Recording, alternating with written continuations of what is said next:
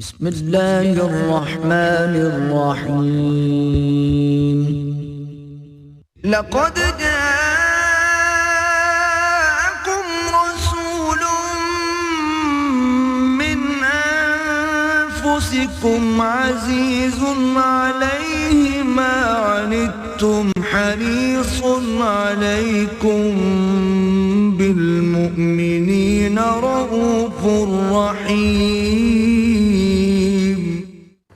نحمده ونصلي على رسوله الكريم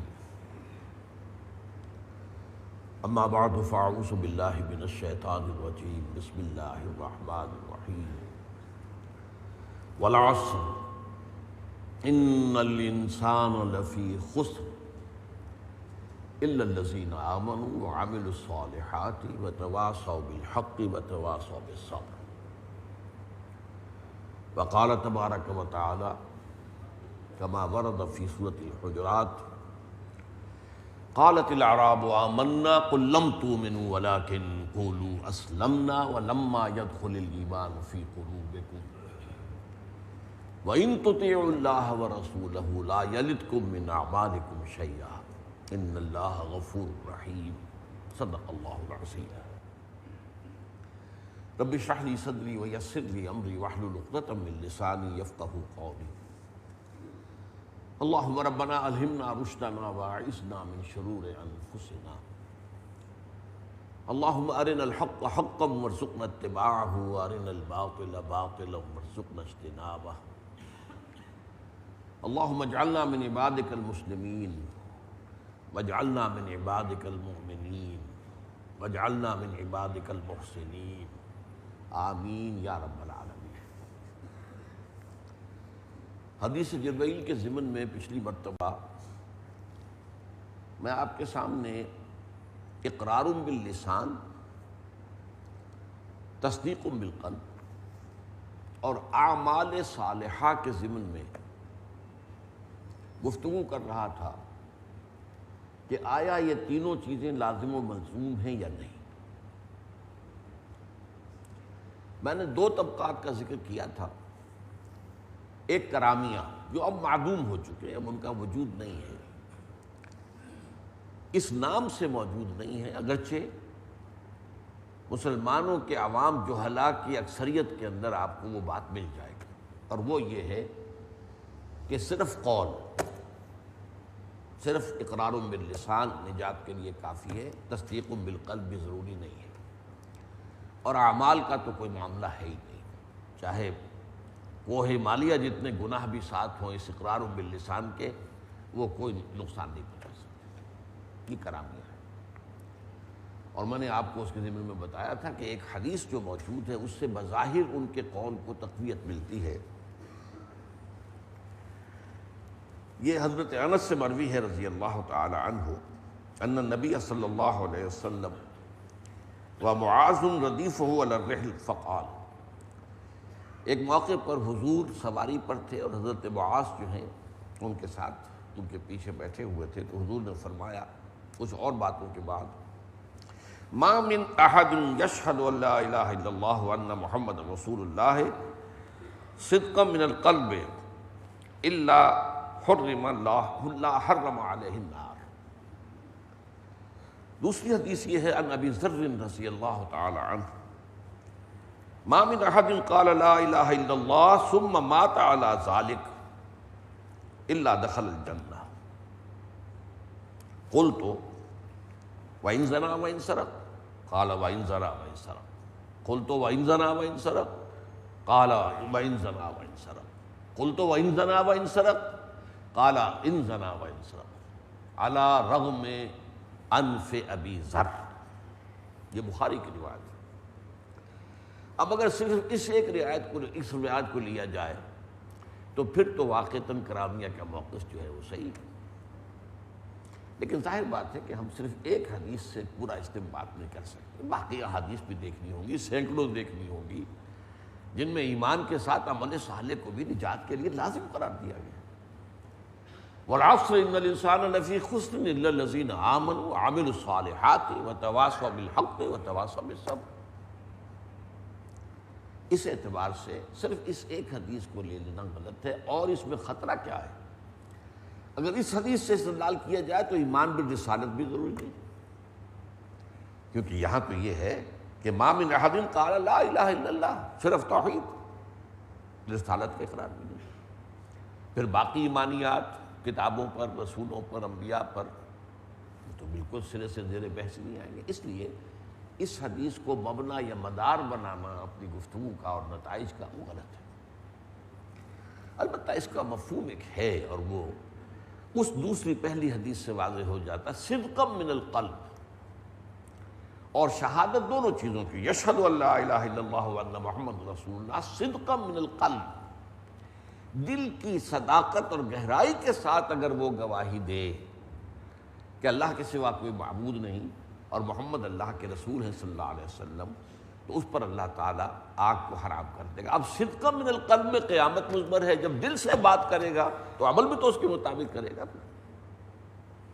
اللہ کو مانے گا تو اللہ کا احکام، صدقا من القلب مانے گا تو اللہ کے احکام پر چلے گا۔ رسول کو اگر مانتا ہے صدقا من القلب تو رسول کی پیروی کرے گا۔ لہٰذا وہ حدیث جو ہے وہ علیحدہ ہے، اور یہ جو میں نے بتائی آپ کو حضرت ابو ذر کی، وہ ایسی ہے کہ وہ ہمارے استدلال کی بنیاد نہیں بن سکتی۔ دوسرا طبقہ اشاعرہ کا، جن کے نزدیک اقرار لازم نہیں ہے، صرف دل کی گواہی کافی ہے۔ میں نے مثال دی تھی آل فرعون کے مومن کی، یکتم ایمانہ، جو ایک خاص وقت تک اپنے ایمان کو انہوں نے چھپائے رکھا۔ وہ جب دربار میں ریزولوشن پیش کیا ہے فرعون نے کہ ذرنی اقتل موسیٰ، مجھے اب اجازت دو، permit me that I assassinate موزیس، تب وہ کھڑے ہوئے، انہوں نے سمجھا کہ اب یہ کرٹیکل مومنٹ ہے اور اس وقت اپنا حق کا اعلان کرنا چاہیے۔ تو میں بتا چکا ہوں آپ کو کہ قرآن مجید میں کسی بڑے سے بڑے رسول اور کسی بڑے سے بڑے نبی کی تقریر بھی اتنی مفصل نقل نہیں ہوئی ہے جتنی مومن آل فرعون کی۔ ان کا مقام یہ ہے، اور ان کی تقریر نے ایسا سما باندھا کہ فرعون بے بس ہو گیا۔ لیکن اس میں بھی ایک امکان پیش نظر رکھیے، ہو سکتا ہے کہ وہ جو صاحب مومن تھے آل فرعون میں سے، انہوں نے بالعموم تو اپنی بات کو خفیہ رکھا ہو، لیکن حضرت موسیٰ کو ان سیکریسی بتا دیا اور انہیں گواہ بنا لیا ہو، فاشہد بأننا مسلمون، آپ گواہی دیجئے کہ میں مسلمان ہوں۔ یہ ہو سکتا ہے کہ مصلحتاً اعلان عام تو نہ کیا، لیکن حضرت موسیٰ علیہ السلام کو انہوں نے بتا دیا، واللہ اعلم۔ اب اس کے بعد دو طبقے ہمارے ہاں ایسے ہیں، مرجیہ اور احناف۔ احناف سے مراد امام ابو حنیفہ رحمۃ اللہ علیہ اور ان کے پیروکار۔ ان دونوں کے نزدیک ایمان اقرار باللسان اور تصدیق بالقلب دونوں کے مجموعے کا نام ہے، لیکن عمل کا معاملہ علیحدہ ہے۔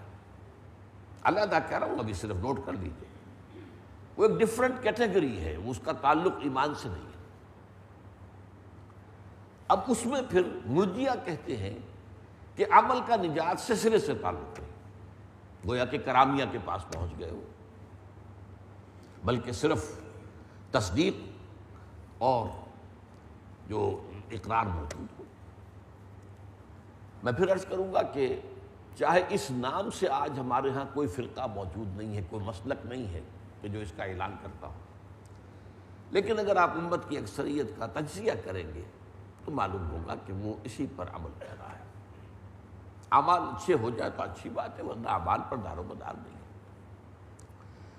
امام ابو حنیفہ، ان کے شاگرد اور ان کا جو پورا سلسلہ ہے، پوری دنیا کے اندر جو احناف بہت بڑی تعداد میں ہیں، حنفی مسلک کے لوگ، ان کا موقف بھی یہ ہے کہ ایمان نام ہے تصدیق اور اقرار کا، بس عمل اس کا حصہ نہیں ہے۔ عمل ایک جداگانہ کیٹیگری ہے، البتہ نجات کے ساتھ اس کا ایک تعلق ہے۔ یہاں نوٹ کر لیجئے، کرامی اس سے مرجیہ سے جو فرق بنیادی واقع ہو گیا، وہ تعلق کیا ہے؟ اگر تو ایمان بھی دل میں تھا، تصدیق بھی تھی، اقرار بھی تھا دنیا میں، اور اعمال کا بھی جب وزن کیا گیا تو اس کے اندر نیکیوں کا پلڑا بھاری نکلا گناہوں سے، تو سیدھا جنت میں جائے گا۔ لیکن اگر تصدیق تو تھی اور اقرار بھی تھا، اعمال میں گناہوں کا پلڑا بھاری ہوا تو وہ جہنم میں جائے گا، لیکن اپنے گناہوں کے بقدر سزا پا کر وہاں سے نکال لیا جائے گا ایمان کی بنیاد پر، جو ایمان اس کے دل میں تھا، اور جنت میں داخل کر دیا جائے گا۔ تو عمل کا تعلق تو ہوا، لیکن اس میں یہ ہے کہ وہ بات نہیں ہے جو اب آگے میں بیان کر رہا ہوں، جو اور جو گروہ ہیں ان کا تعلق ہے۔ اس کے بعد یہ آتے ہیں 4 گروہ ہمارے ہاں ایسے ہیں جن کے نزدیک عمل صالح بھی ایمان کا جز ہے۔ ان میں سب سے نمایاں امام بخاری رحمۃ اللہ علیہ، سید المحدثین، جیسے امام ابو حنیفہ سید الفقہاء ہیں، ان کے ساتھ ہی امام مالک بھی ہیں، امام شافعی بھی ہیں، امام احمد بن حنبل بھی ہیں۔ گویا کہ ائمہ 4 میں سے بھی 3 جو ہے وہ اس رائے کے قائل ہیں کہ ایمان کا جزو ہے عمل صالح۔ اس کے علاوہ اس میں معتزلہ ہیں اور شیعہ ہیں، اور آخری درجے میں خوارج ہیں۔ البتہ اب ان میں سمجھیے ان میں فرق کیا ہے۔ خوارج کہتے ہیں کہ ایمان گناہ کی بنیاد پر، خاص طور پر گناہ کبیرہ سے انسان ایمان اسلام دونوں سے نکل گیا، مرتد قرار پایا، واجب القتل۔ ان کی گمراہی پر امت کا اتفاق ہے، بلکہ وہ گمراہی نہیں، کفر پر، کہ وہ دائرہ اسلام سے خارج ہو۔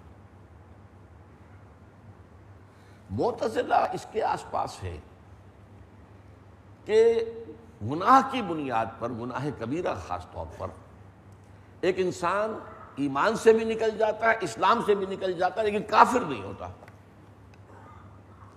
لہذا وہ مرتد نہیں شمار ہوگا، وہ واجب القتل نہیں ہوگا، مباح الدم نہیں ہوگا، مباح المال نہیں ہوگا۔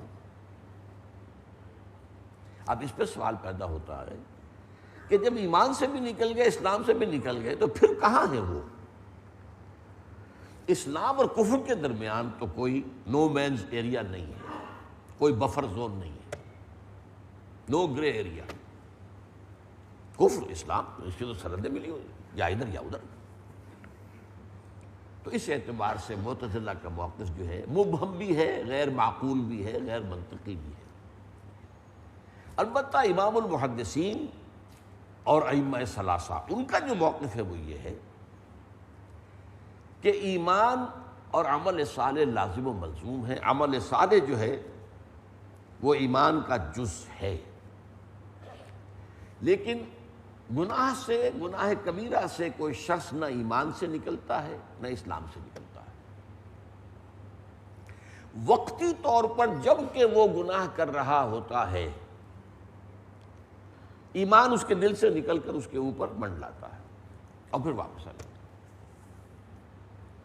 یہ موقف ہے امام بخاری اور ائمہ ثلاثہ کا، اور میں یہ سمجھتا ہوں کہ اب میں باقی تفصیل میں نہیں جانا چاہتا ہوں۔ ہمارے نزدیک 2 ہی ایسے ہیں موقف جن کے اوپر گفتگو کرنی ضروری ہے، اس لیے کہ ہمارے ہاں اب نہ تو کوئی معتزلہ میں سے کوئی موجود ہے جو اپنے آپ کو خود کہتا ہو کہ میں معتزلی ہوں، وہ گئے، ختم ہوئے۔ نہ مرجیہ میں سے کوئی موجود ہے جو اپنا اقرار کرتا ہو کہ میں مرجیہ میں سے ہوں، نہ کرامیہ میں سے کوئی ہے۔ میں اہل سنت تک اپنی بات کو محدود رکھنا چاہتا ہوں۔ ان میں سے ہمارے ہاں 2 ہی طبقے ہیں، یا حنفی ہیں یا اہل حدیث ہیں۔ اہل حدیث کے نزدیک سب سے بڑی حجت، سب سے بڑی جو ہے دلیل صحیح بخاری، اور اہل سنت کے نزدیک فقہا کے، جو حنفی کے نزدیک فقہا کے امام ابو حنیفہ ہیں، اگرچہ ان کی جو فقہ ہے اس میں ان کے فتاویٰ بھی کچھ شامل ہے، لیکن زیادہ تر وہ قاضی ابو یوسف اور امام محمد، ان کے 2 شاگردوں کے فتاویٰ پر مشتمل ہے۔ تو ان دونوں کے موقف کے اندر تطبیق کیا ہوگی، یہ ہمیں سمجھنی ہوگی۔ دیکھیے یہ بہت باریک نکتہ ہے اور بہت اہم ہے، اور اس سے وہ ڈائلیما جو ہے وہ ریزالو ہوتا ہے۔ کیونکہ اگر ذرا تجزیہ کیا جائے تو امام ابو حنیفہ جب کہتے ہیں کہ ایمان جو ہے تصدیق اور شہادت یا اقرار کا نام ہے، اب تجزیہ کیجئے، دنیا میں تصدیق کو تو ویریفائی کیا ہی نہیں جا سکتا، لہذا دنیا کی حد تک ایمان گویا کہ اس موقف کی وجہ سے صرف اقرار پر مبنی ہے۔ اور امام ابو حنیفہ کا موقف جو ہے یہ بہت واضح ہے کہ گناہ کبیرہ سے بھی کوئی شخص کافر نہیں ہوتا، اسلام سے نکلتا ہے نہ ایمان سے نکلتا ہے، وہ مسلمان ہی رہتا ہے۔ اور یہ ایمان جو ہے ان کے نزدیک جہاں تک تو اسینشل ایمان کا تعلق ہے، تصدیق، نفس تصدیق، وہ تو برقرار رہتی ہے جامد حیثیت میں، نہ اس میں اضافہ ہوتا ہے نہ کمی ہوتی ہے، لیکن اپنی ایمان میں جو حدت اور شدت ہے اس میں کمی یا بیشی ہو سکتی ہے۔ چنانچہ امام ابو حنیفہ کے موقف کو عام طور پر بیان کیا جاتا ہے ان الفاظ میں کہ الایمان قول لا یزید ولا ینقص، ایمان تو قول کا نام ہے، وہ نہ گھٹتا ہے نہ بڑھتا ہے۔ جبکہ امام بخاری کا موقف کیا ہے؟ الایمان قول و عمل، ایمان قول اور عمل دونوں کے مجموعے کا نام، وہ یزید و ینقص، وہ گھٹتا بھی ہے بڑھتا بھی ہے۔ تو بظاہر احوال اور بظاہر الفاظ یہ دونوں موقف جو ہیں یہ یوں سمجھیے کہ ایک دوسرے کی ضد ہے، کامل ضد، مکمل ضد، ریکنسائلیبل ہے ہی نہیں، لیکن ہے، دونوں 100% صحیح ہیں۔ آپ حیران ہوں گے دونوں 100% درست کیسے ہو سکتے ہیں؟ محل اور مقام جدا ہے۔ امام ابو حنیفہ فقیہ ہیں، وہ ایمان کے قانونی پہلو پر بات کر رہے ہیں، قانونی ایمان جس کی بنیاد پر دنیا میں کوئی شخص مسلمان سمجھا جاتا ہے، وہ میں آپ کو بتا چکا ہوں سورہ نساء کی آیت سے بھی کہ عین اس وقت جب کہ کوئی شخص آپ باہر نکلے ہوں، کوئی شخص اپنے اسلام پہ اقرار کر دے، آپ نہیں کہہ سکتے کہ تو مومن نہیں، دستہ مومن ہے۔ اور جو حضرت اسامہ ابن زید کا واقعہ میں آپ کو سنا چکا ہوں کہ مقابلہ دو بدو ہو رہا ہے، اور کافر جو ہے جب بالکل زیر ہو گیا اس نے سمجھا کہ اب میرے لیے بچاؤ کی کوئی شکل نہیں، اس نے کلمہ شہادت پڑھ لیا۔ حضرت اسامہ نے سمجھا، اور میں سمجھتا ہوں کہ ہم میں سے بھی کوئی ہوتا تو یہی سمجھتا کہ یہ تو صرف اس نے ہیلا کیا، بہانہ کیا جان بچانے کے لیے، لہٰذا اپنی تلوار نہیں روکی، گردن اڑا دی۔ اس کے بعد حضور نے سرزنش فرمائی، اے اسامہ قیامت کے دن کیا کرو گے جب یہ کلمہ شہادت تمہارے خلاف استغاثہ لے کر آئے؟ اس اعتبار سے اور فقہا کے نزدیک اب اعمال میں چوٹی کے اعمال جو ہے نماز، روزہ، حج، زکوٰۃ، اسلام کے ارکان ہیں، ان پر بھی عمل نہ کرنے کی بنیاد پر کوئی کافر نہیں ہوتا۔ ہاں انکار کر دے گا تو کافر ہو جائے گا۔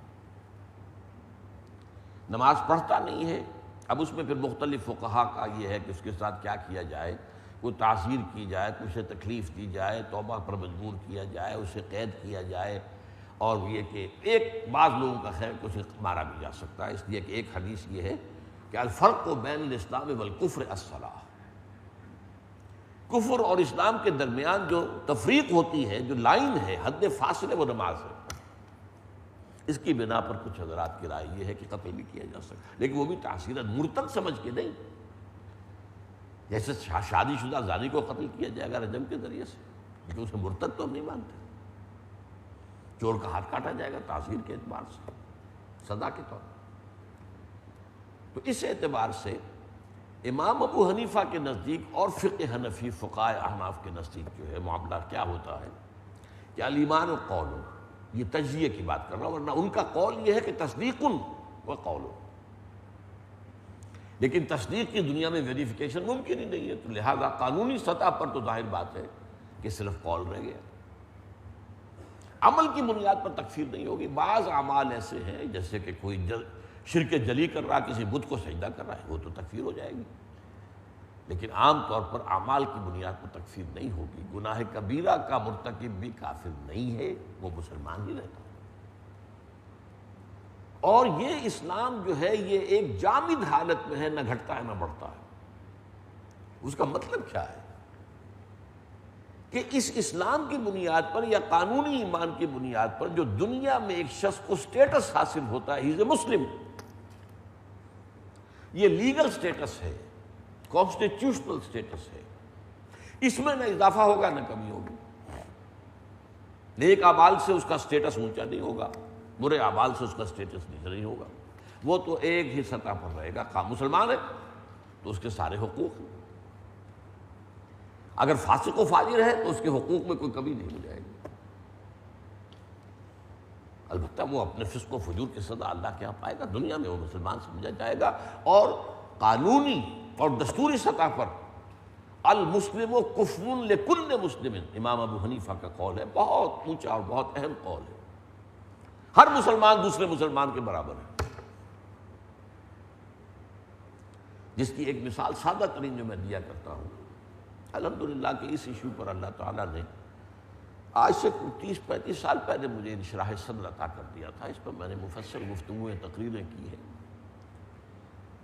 اور پھر میری کتاب جو ہے میں نے ذکر کیا حقیقت ایمان پر، اس پر گفتگو تفصیل سے ہو چکی ہے۔ دیکھیے مثال کیا ہے، ایک شخص ہے، اس کے 2 بیٹے ہیں، ایک بہت مومن ہے، متقی ہے، تہجد گزار ہے، پابند شریعت ہے، ایک فاسق و فاجر ہے، نماز پڑھتا ہی نہیں، یا پڑھتا تو کٹوا نماز پڑھتا ہے، گردے دار نماز پڑھتا ہے، وغیرہ وغیرہ۔ فرض کیجئے کہ وہ کوئی شراب بھی پی لیتا ہے کبھی کبھی، کافر تو نہیں ہو جاتا۔ اب اگر وراثت ہوگی، باپ فوت ہو گیا، تو کیا متقی کو زیادہ حصہ ملے گا اور فاسق و فاجر کو کم ملے گا؟ یہ ایک لیگل سٹیٹس ہے، اٹ ریمینز اسٹیشنری، جامد ہے، اس میں نہ کوئی اضافہ ممکن ہے نہ کوئی کمی ممکن ہے۔ اور اسی سے آج کے دور میں ایک بہت بڑا اہم مسئلہ ہے کہ اسلامی ریاست اگر اللہ کرے قائم ہو جائے، ظاہر بات ہے اس میں حکومت بنانے کے لیے تو الیکشن کا کوئی نہ کوئی طریقہ تو اختیار کرنا پڑے گا، مشاورت۔ اب مشاورت جو ہے خلفاء کے دور میں، خلافت راشدہ کے دور میں یہ تھی کہ قبائلی چونکہ معاشرہ تھا، قبیلوں کے سرداروں نے بیٹھ کر مشورہ کر لیا، بس کافی ہو گئے۔ اب آج تو وہ قبائلی معاشرہ نہیں، تو آخر منتخب کرنا ہوگا کہ اس کا سربراہ جو ہے، خلیفہ وقت جو بھی ہوگا، وہ آسمان سے تو نازل نہیں ہوگا، وہ کوئی نبی تو نہیں ہوگا، رسول تو نہیں ہوگا۔ اب اس کے انتخاب میں حق دینا صرف متقیوں کا کام ہوگا، یا اس میں فاسق مسلمان بھی حق رائے دے سکتے ہیں؟ یہ بڑا مسئلہ ہے۔ لوگوں کے ذہنوں میں شاید یہ ہے کہ مسجدوں میں رجسٹر کھول دیے جائیں گے، 5 وقتہ نماز کی حاضری لی جائے گی، پھر جو ہے وہ دیکھا جائے گا کس کا کیا معاملہ ہے، تب اس کو ووٹ کا۔ یہ تو نہیں ہونے والا۔ لیگل اینڈ کانسٹیٹیوشنل رائٹس میں متقی اور فاسق بالکل برابر۔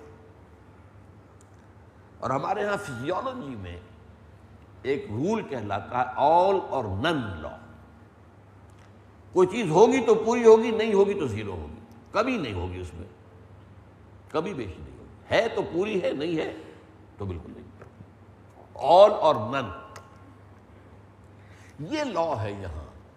اسلام ہے تو سارے حقوق ہیں، اور اسلام نہیں ہے تو اب سارے حقوق ختم ہو گئے۔ وہ اسلام کی سند سے باہر نکلا، کافر ہوا، مرتد ہوا، عیسائی ہوا، کچھ اور ہو گیا، اب اس کے مسلمان کی حیثیت سے حقوق ختم ہو گئے۔ اب اس کے نکاح میں کوئی مسلمان خاتون تھی تو نکاح فسخ ہو گیا،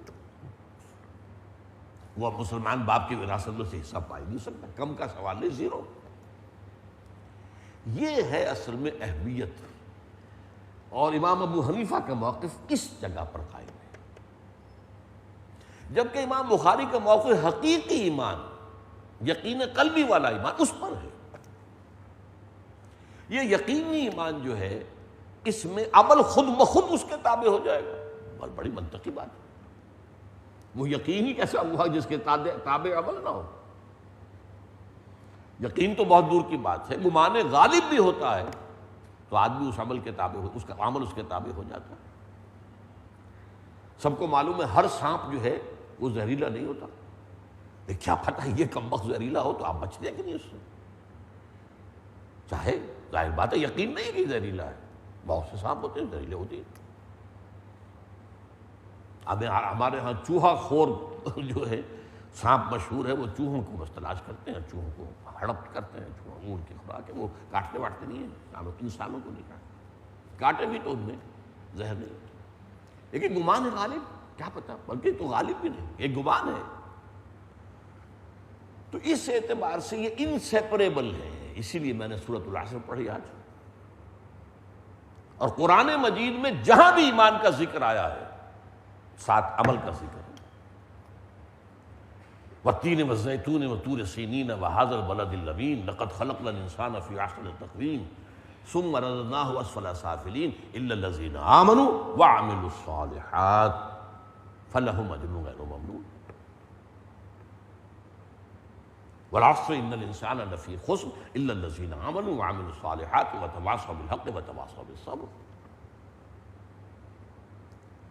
اس اعتبار سے وہ جو یقین والا ایمان ہے اس کا جزو لا ینفک ہے عمل صالح. یہ ہے موقف امام بخاری 100% درست ہے. اچھا یہ یقین والا ایمان جو ہے یہ اسٹیشنری نہیں ہوتا، یہ گھٹتا بھی ہے بڑھتا بھی. اور اعمال کی بنا پر اس کی نفی بھی ہوتی ہے. بے شمار احادیث ہیں. لا یزنی زانی حین یزنی وہو مومن. کوئی زانی حالت ایمان میں زنا نہیں کرتا، جب زنا کر رہا ہے وہ مومن نہیں ہے. لا یسرق السارق حین یسرق وہو مومن. کوئی چور حالت ایمان میں چوری نہیں کر سکتا ہے، پھر وہ ایمان ہی کیا ہوا، دھیلے کا نہ ہوا. کیا قدر و قیمت اس ایمان کی. آم کا وہ درخت جو آم اس میں لگتا ہی نہ ہو کیا کریں گے اس سے؟ اسے کاٹو اور لکڑی جلاؤ اس کی. تو وہ ایمان جو ہے دھیلے کا نہیں ہے جس میں عمل صالح کے برگ و بار نہ لگے، پھول نہ لگے، پھل نہ لگے. ولا یشرب الخمر حین یشرب وہو مؤمن. اور کوئی شخص حالت ایمان میں شراب نہیں پیتا.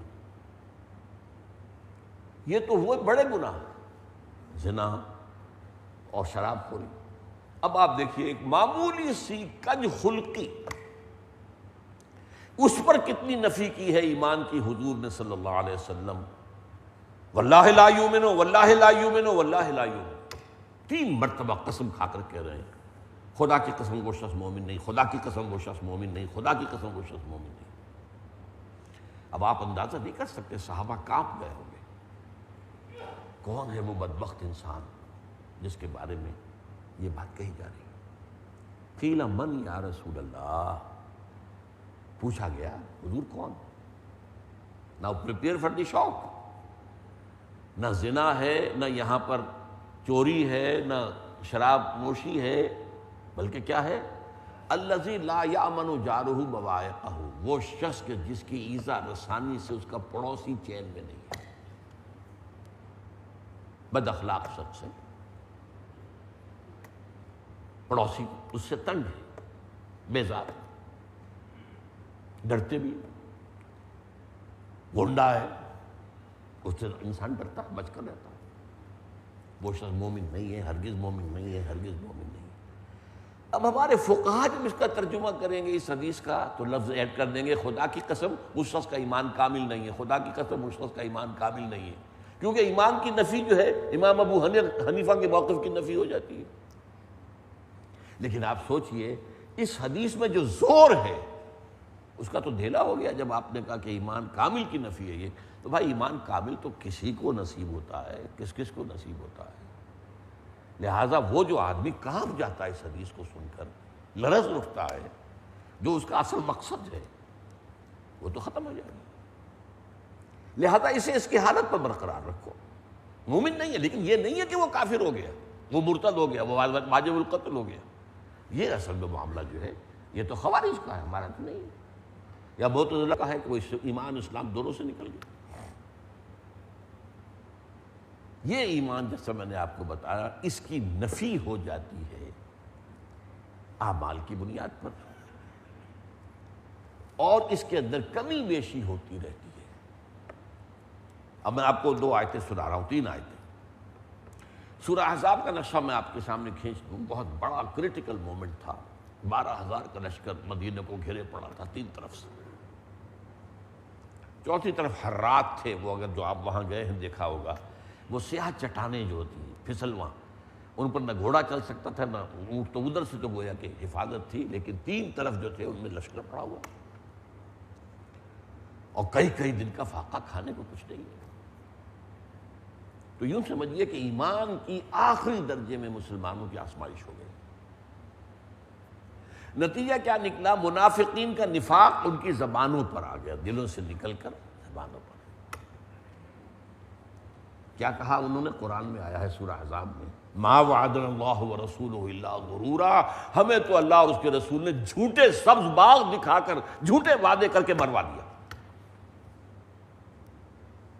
اللہ کے رسول نے تو کہا تھا کہ قیصر و کسریٰ کے خزانے تمہارے قدموں میں ہوں گے، اے سراقہ میں کسریٰ کے کنگن تمہارے ہاتھ میں دیکھ رہا ہوں، اور یہ کیا ہو رہا ہے؟ اب یہ ما وعدنا اللہ ورسولہ الا غرورا، تو جس نفاق کو وہ چھپائے ہوئے زبان پر، اس کے برعکس اسی کیفیت، سچویشن از دی سیم، لیکن ریئیکشن یا رد عمل کس قدر مختلف ہے۔ وَلَمَّا رَأَى الْمُؤْمِنُونَ الْأَحْزَابَ، جب اہل ایمان نے دیکھا ان لشکروں کو چاروں طرف سے گھیر کر پڑے ہیں، قالوا هذا ما وعدنا اللہ ورسولہ، انہوں نے کہا یہی تو ہے جس کا وعدہ کیا تھا ہم سے اللہ اور اس کے رسول نے۔ اب ان کے سامنے وہ آیات تھی جن میں اللہ نے کہا تھا ہم آزمائیں گے تمہیں، وَلَنَبْلُوَنَّكُمْ بِشَيْءٍ مِّنَ الْخَوْفِ وَالْجُوعِ وَنَقْصٍ مِّنَ الْأَمْوَالِ وَالْأَنفُسِ وَالثَّمَرَاتِ، یہ تو مدنی دور کے شروع میں کہہ دیا تھا، تیار ہو جاؤ، کمر کس لو، بڑے بڑے امتحانوں میں سے گزرنا پڑے گا، فقر و فاقہ سے آزمائیں گے تمہیں، جان اور مال کے نقصان سے تمہیں آزمائیں گے، جانیں دینی پڑیں گی۔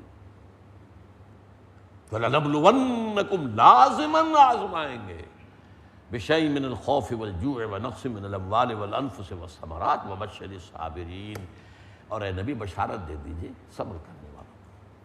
تو یہاں اہل ایمان کیا کہہ رہے ہیں؟ لَمَّا رَأَى الْمُؤْمِنُونَ الْأَحْزَابَ قَالُوا هَذَا مَا وَعَدَنَا اللَّهُ وَرَسُولُهُ وَصَدَقَ اللَّهُ وَرَسُولُهُ وَمَا زَادَهُمْ إِلَّا إِيمَانًا وَتَسْلِيمًا، اور اس کیفیت نے نہیں اضافہ کیا ان میں مگر ایمان اور تسلیم کا، ایمان کا اضافہ ہو گیا ان کا۔ اہل ایمان کا ایمان بڑھ گیا ہے، اہل نفاق کا نفاق ان کی زبانوں پر آ گیا۔ آزمائش کا یہ نتیجہ ہوتا ہے، امتحان میں کوئی فیل ہوتا ہے وہ پاس ہوتا ہے۔ عند الامتحان یکرم المرء او یہان، کہاوت ہے، امتحان کے موقع پر یا تو کسی انسان کی عزت کی جاتی ہے یا پھر وہ ذلیل ہو جاتا ہے، ناکام ہو گیا، فیل ہو گیا۔ اور آیت سنیے، یہ سورہ انفال کی آیت ہے، انما المؤمنون الذین اذا ذکر اللہ وجلت قلوبہم واذا تلیت علیہم آیاتہ زادتہم ایمانا وعلی ربہم یتوکلون۔ حقیقی مومنین کا معاملہ تو یہ ہے کہ جب اللہ کا ذکر کیا جاتا ہے ان کے دل لرزنے لگتے ہیں، خشیت سے، خوف سے،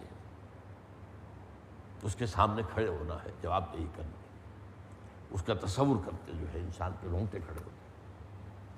اذا ذکر اللہ وجلت قلوبہم واذا تلیت علیہم آیاتہ، اور جب انہیں اس کی آیات پڑھ کر سنائی جاتی ہیں، زادتہم ایمانا وعلی ربہم یتوکلون، تو ان کے ایمان میں اضافہ ہوتا ہے۔ آپ قرآن پڑھیں گے آپ کے ایمان میں اضافہ ہوگا، آپ خود محسوس کریں گے۔ کسی دینی محفل میں بیٹھیں گے، اہل ایمان کی مجلس میں بیٹھیں گے، آپ خود محسوس کریں کہ ایمان کا اضافہ ہوا۔ اور آپ کسی غافلین اور ایسے ہی اوباش لوگوں کی صحبت میں کچھ دیر گزاریے، آپ کو خود محسوس ہوگا کہ اگر کوئی پونجی تھی ایمان کی تو اس میں کمی ہو گئی۔ تو یزید و ینقص، یہ ایمان جو ہے قلبی ایمان، یہ جامد شے نہیں ہے، یہ عمل صالح کے ساتھ بڑھتا ہے، گناہوں کے ساتھ گھٹتا ہے، اور گناہ انسان کا احاطہ کر لے تو ختم ہو جاتا ہے۔ بلا من کسب سیئۃ واحاطت بہ خطیئتہ فاولئک اصحاب النار هم فیہا خالدون۔ یقیناً جس شخص نے ایک بڑا گناہ کمایا، جان بوجھ کر کیا، اور اس کے گناہ نے اس کا احاطہ کر لیا، وہ خلود فی النار، جہنم، اب جہنم جو ہے وہ تو کافروں کے لیے ہے، خلود فی النار۔ ایک جہنم اس کے لیے بھی ہو سکتی ہے، وہ جو رائے ہے احناف کی کہ اگر ایمان ہے لیکن اعمال صالحہ کا پلڑا ہلکا ہے اور گناہوں کا پلڑا بھاری ہے تو جہنم میں جائیں گے، سزا پا کے نکلائیں گے۔ لیکن یہاں کہا خلود، بلا من کسب سیئۃ واحاطت بہ خطیئتہ فاولئک اصحاب النار هم فیہا خالدون، اس میں رہیں گے ہمیشہ ہمیشہ۔ تو اعمال سے ایمان گھٹتا ہے، اور اعمال خراب کی، اور اعمال خراب کی، اور اعمال خراب، اور اعمال خراب، یہاں تک کہ اگر اعمال سیئہ نے آپ کو گھیر لیا، احاطت بہ خطیئتہ، تو ایمان ختم ہو جائے گا، زیرو ہو جائے گا۔ اسی لیے علماء میں ایک بات، ایک قول ہے جو کہا جاتا ہے، بہت بلیغ قول ہے، المعاصی برید الکفر، یہ جو گناہ ہوتے ہیں یہ ڈاک ہوتی ہے کفر کی، کہ گویا کہ خطوط آتے چلے جا رہے ہیں کفر کے، آپ گناہ کر رہے ہیں، ایک فیصد ہوتے ہوتے وہ گناہ ختم ہو جائے گا۔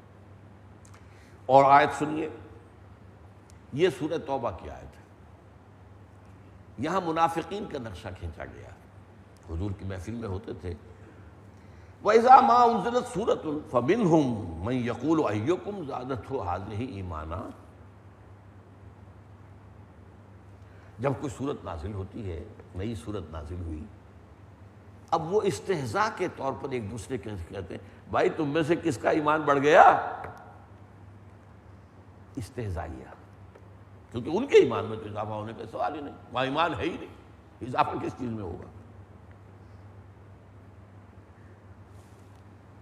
وَإِذَا مَا أُنزِلَتْ سُورَةٌ فَمِنْهُمْ مَنْ يَقُولُ أَيُّكُمْ زَادَتْهُ هَٰذِهِ ایمانا فَأَمَّا الَّذِينَ آمَنُوا فَزَادَتْهُمْ ایمانا، تو جو لوگ اہل ایمان ہوتے ہیں ان کے ایمان میں لازماً اضافہ کرتی ہے وہ سورت،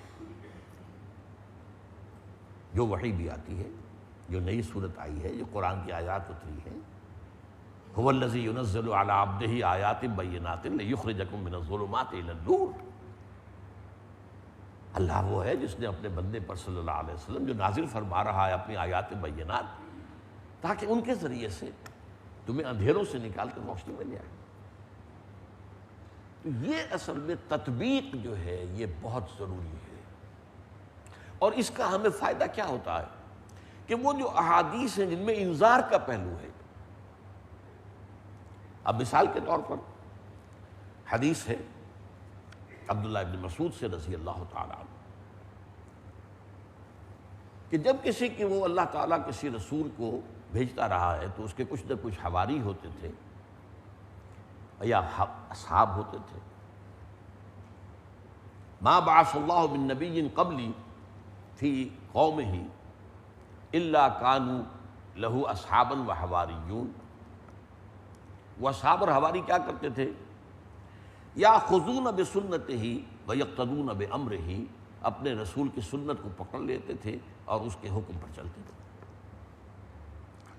ثم انہا تخلف من بعدہم خلوف، اس کے بعد ہمیشہ ایسا ہوا، زوال آیا، ہمارے یہاں بھی آیا، صحابہ کا دور، تابعین کا دور، تبع تابعین کا دور، اس کے بعد جو بھی گراوٹ شروع ہوئی ہے،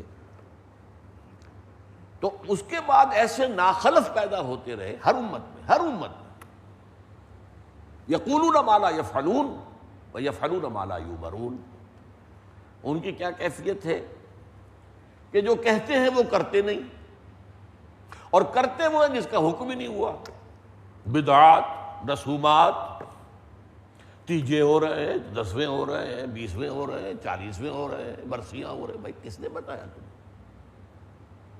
اللہ اس کے رسول نے تو یہ باتیں نہیں بتائی، صحابہ کا تو یہ عمل نہیں تھا، تو اس حوالے سے جو کہا نہیں وہ کر رہے ہیں، اور جو سنت ہے وہ ترک کر دی، اور جو کہہ رہے ہیں وہ کر نہیں رہے۔ اب دیکھیے، اب امت کے اندر، عوام کے اندر 3 طبقات پیدا ہو جائیں گے۔ فمن جاہدہم بیدہ فہو مومن، جو شخص تو ایسے لوگوں کے خلاف طاقت کے ساتھ جہاد کرے گا وہ مومن ہوگا۔ ومن جاہدہم بلسانہ فہو مومن، اور جو شخص ان کے خلاف جہاد کرے گا زبان سے، غلط بات کو غلط کہے گا، وہ بھی مومن ہے۔ ومن جاہدہم بقلبہ فہو مومن، اور جو شخص اپنے دل کے ذریعے سے جہاد کرے گا، نفرت رکھے گا شدید، یہ دل کا جہاد ہے، فہو مومن، وہ بھی ایک درجے میں مومن ہے۔